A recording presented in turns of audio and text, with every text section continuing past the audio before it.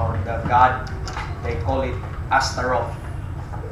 Okay, the Greek scholar, um,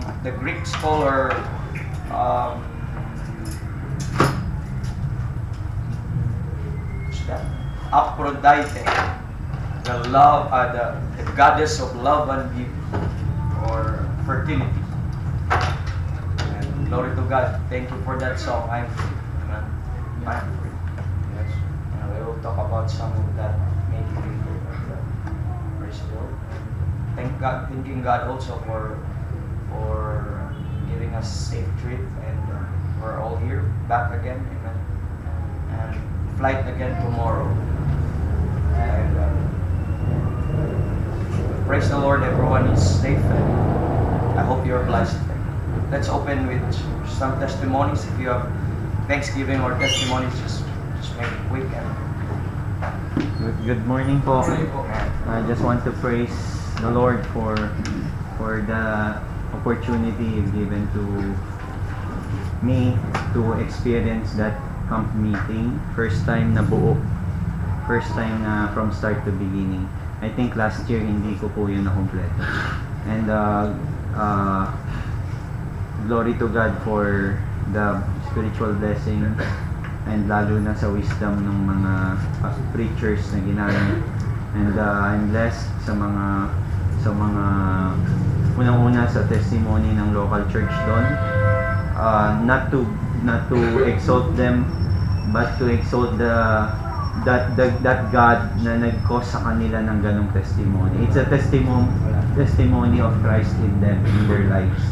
And I'm siguro yung sitwasyon natin ngayon, ganon sila siguro 15 years ago. No, niisip ko siguro we will be like them 15 years from now if the Lord is coming. Nakita ko yung pagdami nila. Binilang ko konti lang yung family nila eh. I mean yung families doon eh. Pero ang dami ng mga anak. So parang I don't know. Sa 12 families lang ate. Oo. Eh kung dadagdagan tayo ng Panginoon ng families, basically nakabase yun sa mga kung gaano karami yung men natin eh. Kasi yung mga young ladies natin na makakasal kung sa ibang ka-fellowship natin na church o mga ka-like faith natin, like-minded, malamang dun sila malipat. So it's a blessing na makita lang po, and I'm excited to prove God in our lives kasi nag-uumpisa po yung solo eh, para bang isang taon pa lang tayo, parang ganun po. Ako talaga isang taon pa lang kasi talaga ako dito, pero nakita ko po kasi sa kanila yung resulta, and I'm excited to prove kung gaano katotoo ang Panginoon if we will apply His word in our lives. I'm thankful even sa wisdom po, glory to God lang po sa wisdom na mga na-share sa akin ni Pastor Bob and Pastor Ben. Even yung post-camp meeting na or tuwing may fellowship lang sa gabi, nakakatuwa po kasi more than doctrine na po yung lumalabas sa bibig nila and more on application towards holiness. Though hindi nila sinasabing hindi importante yung doctrine. In fact, may fellowship kami nung Friday na doctrine ang pinag-uusapan, and how Pastor or Dr. Bob nag-start talaga sa foundation ay puro doktrina din. Kaya mga right divider talaga din itong mga naumpisahan niyang mga church. And I glory to God for the life of that man. I can see the spirituality talaga sa kanyang buhay. And sana kinukumpare ko po yung sarili ko sa kanyang, layo ko pa po. And lalo kay Apostle Paul. No? We're not follower of Dr. Bob, and we ought to follow our apostle and the Lord Jesus Christ, as Paul followed the Lord Jesus Christ. Glory to God for all the blessing, and I'm excited for Anya. Amen. Praise the Lord. Morning. Morning, sir. Thank God for His mercy that we have forever. I want to thank by that mercy save us, and I thank the Lord give it us also mercy in our family. And thank the Lord na part ng mercy ng Panginoon ay nakapunta kami sa lipa. So that's still biyaya ng Panginoon. And He provides everything and we don't expect it. And we prove that God is good. Amen. And that one dispensation of the attributes of God, how God is, we just appreciate and thanking the Lord. And it's result of that mercy in His Amen. Though many failures, but we still thank God that He is still good and mercy and His grace, biyaya araw-araw sa amin, kasawa. And I thank the Lord for that camp meeting. Kaya Amen. kong na-appreciate ang Panginoon, how He works the preachers and those people that are there, the testimonies and blessings. And I said to my wife that it's part of the riches that God given us. So I thank the Lord for all those singings and families that there in Lipa. So it's been a blessing also. And makita mo yung biyaya sa Panginoon sa kanila. They've been passing on you and you can appreciate how God worked in them. And many things that I learned as a family, to be a husband and a wife that you teach. And I thank the Lord for our overseer and the brethren who always pray in us. And I thank the Lord the more as you discern the preaching, the more ma-appreciate mo how God works of His Word and the Holy Ghost within that meeting. So, makita mo yung working ng Holy Ghost. And I thank the Lord for that. And more thanking God of our overseer na how He taught us the truth. So, once you hear that message, may remind us what He teaches of our overseer and out of His Word. Amen. Glory to God. Amen. Morning. First po, papasalamat. Naririnig niyo dyan sa likod? Hindi. Lakasan, naiwan kasi yung microphone natin doon. Naiwan sa lipa. Palakas na lang. I want to thank the Lord sa kabutihan po niya sa maraming goodness po ng Panginoon. Yung pong katulad po nung sinabi ni Sir Randy po, at church prayer po yun na nakarating po dito Amen. ako kahapon. Kasi nag-text po siya sa akin nung camp meeting pa po yun. Kasi ang layo ko, hindi ko po siya hindi ko po rin po alam kung bakit ako po yung tinext siya sa So, I thank the Lord po na nangyari yun. And dun ko po nakita yung isang soul na pag wala ka talagang hope ng salita na sobrang ako naawa din po sa kanya kasi alam ko po na more than yung family niya yung kung ano man yung problema niya na sinabi niya marami complicated na po yun. Pero ang na-realize ko lang po talaga is kulang po siya ng salita ng Diyos. Kulang po talaga. So yung po pinagpapasalamat ko na kahapon nag-testify po siya na sick po siya, nag-testify po siya na gumaan yung pakiramdam niya after all the preaching po. Glory to God. And sabi niya, i-try daw po niya makapunta dito mamaya. So, ayun po, nagpapasalamat po ko na natulungan po siya ng salita ng Diyos to sa Landy and Sir Eric. Salamat po sa pag-relay for it. Gusto ko rin po magpasalamat sa Panginoon na may privilege po na nakarating sa camp meeting. And Sir Prayer din po na nakatulong po yung lahat po ng preaching po doon din.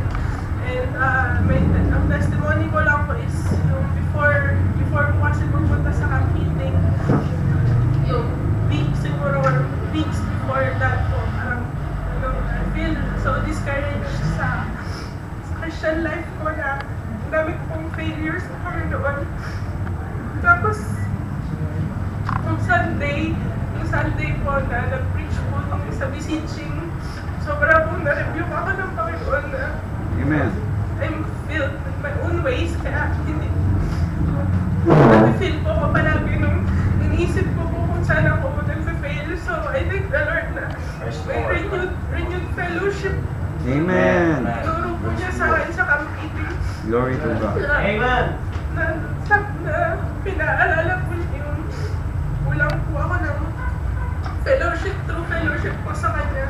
And Amen. I think that's a privilege po na most of the time na-neglect ko po yung fellowship with the Holy Spirit po. And I thank God sa lahat po ng ginamit po niya doon. Yun po yung baon ko talaga na naalala ko po is yung I keep the fellowship with the Lord. And sa amin po na young ladies, lalo po namin na-realize yung sobrang kailangan po talaga namin ng Panginoon, lalo na ngayon na to protect us. That's right. We need to mind the Lord talaga kasi Amen. hindi po pala siya just minding the Lord na sabi-sabi lang but mahirap po. So I think the Lord, meron po local church na turo po ng That's right. salita niya. Sa araw-araw po namin sa lahat po mga nagpe-pray po, even sa ibang church po sa Lipan, personally sinasabi po nila na I'm praying for you.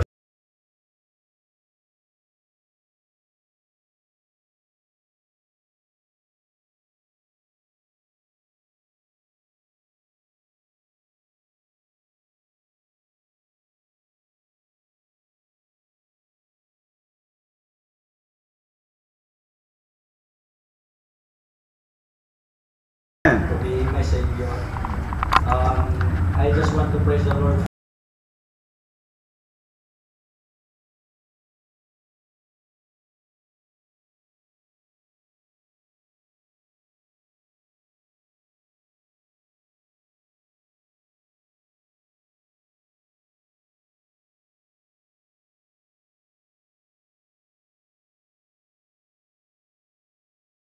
Para spiritually. Sabi ko nga sa kanya,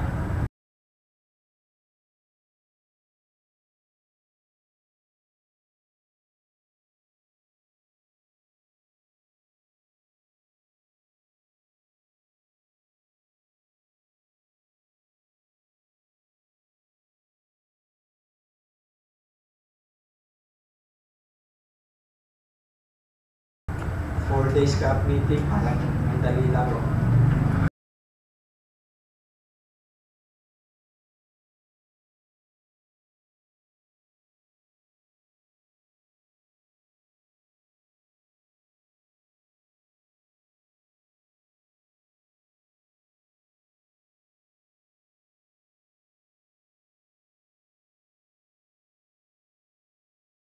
Ng bawat isa po sa panahon po natin ngayon.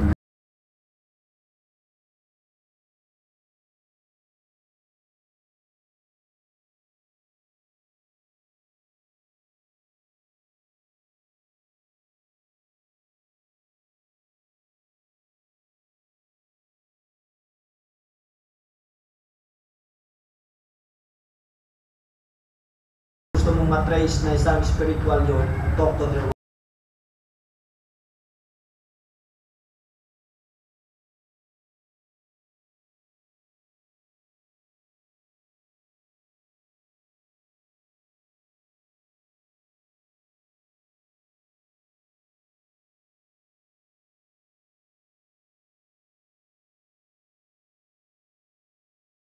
I'm so blessed.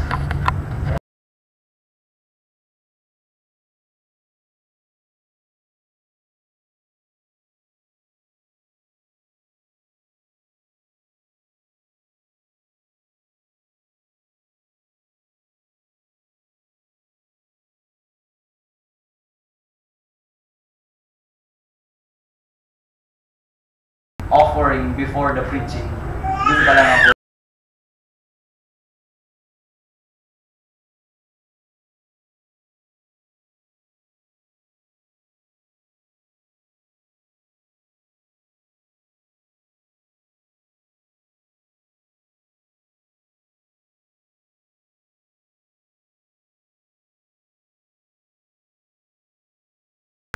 The very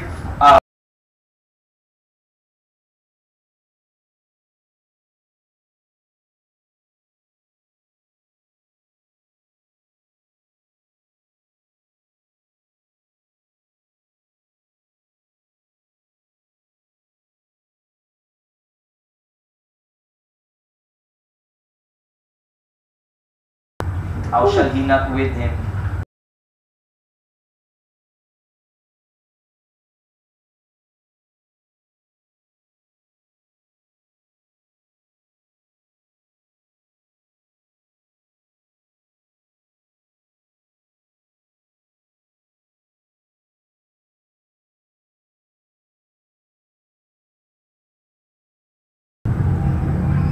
And it gives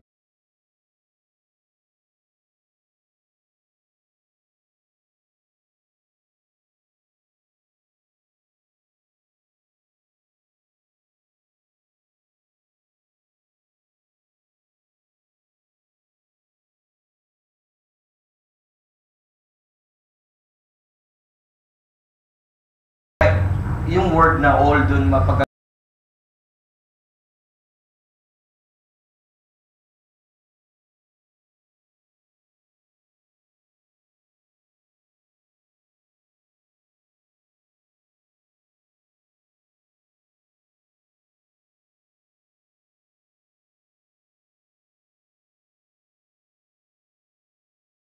Holy Ghost. Amen. Oh, That's right.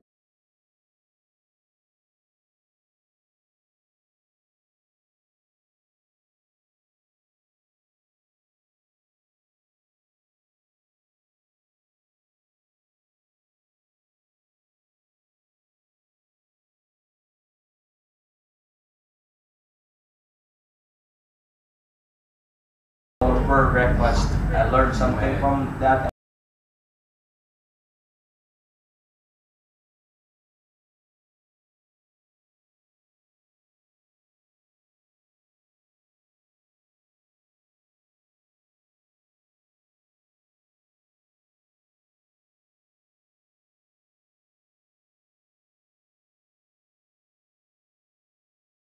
Far or living, we need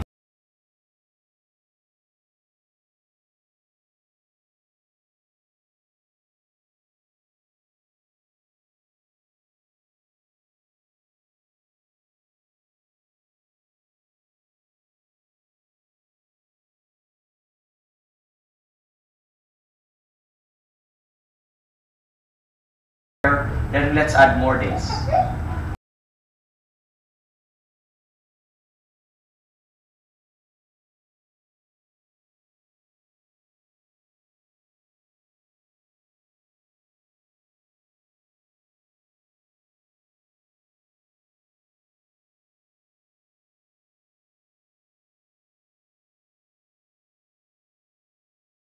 Most of us is medyo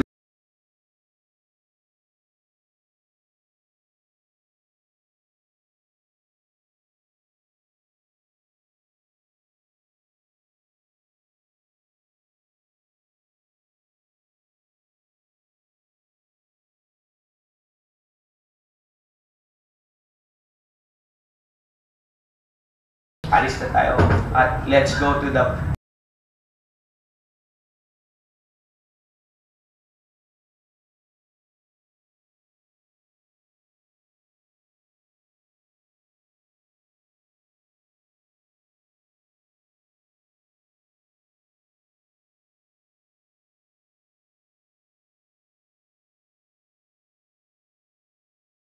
rank. For the workman's treasure,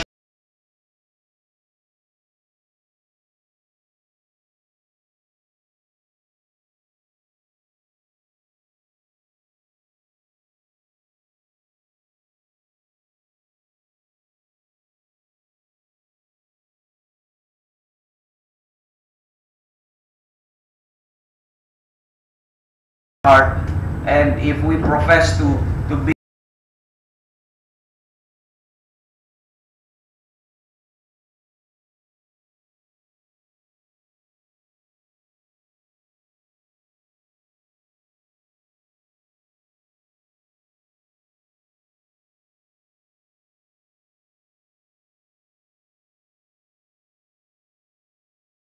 just informal yet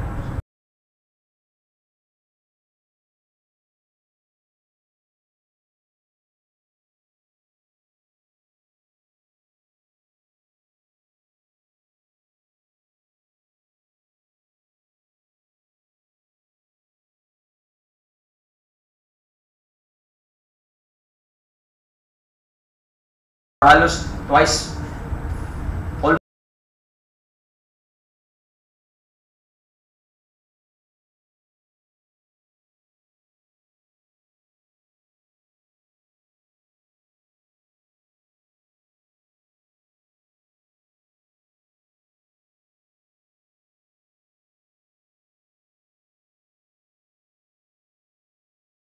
It's open for everyone if you'd like.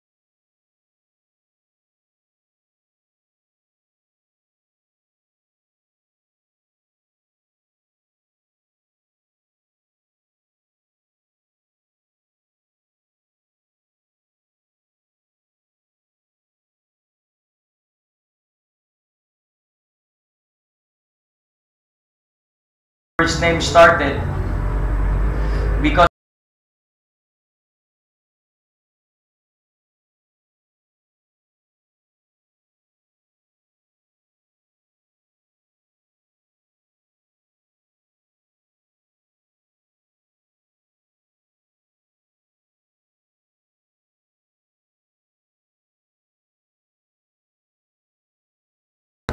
for the Lord, because they have given.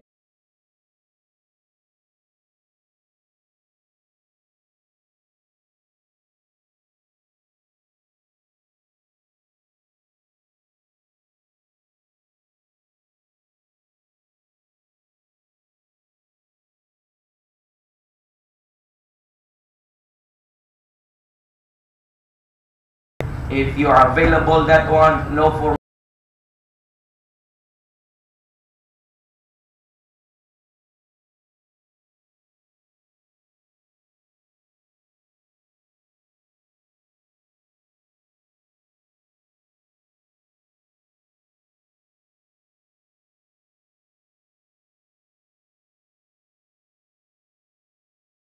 Alisin natin yung mentality na dapat yung mga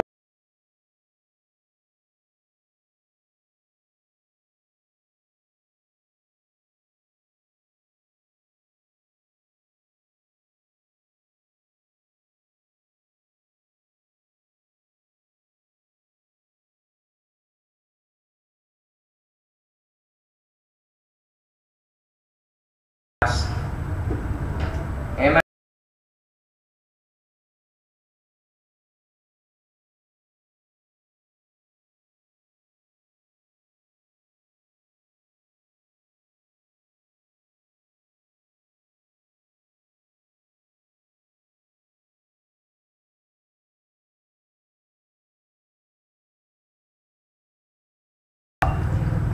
I'm sorry, wala pala ako. Please pray for me. Our family will have a trip to Cebu.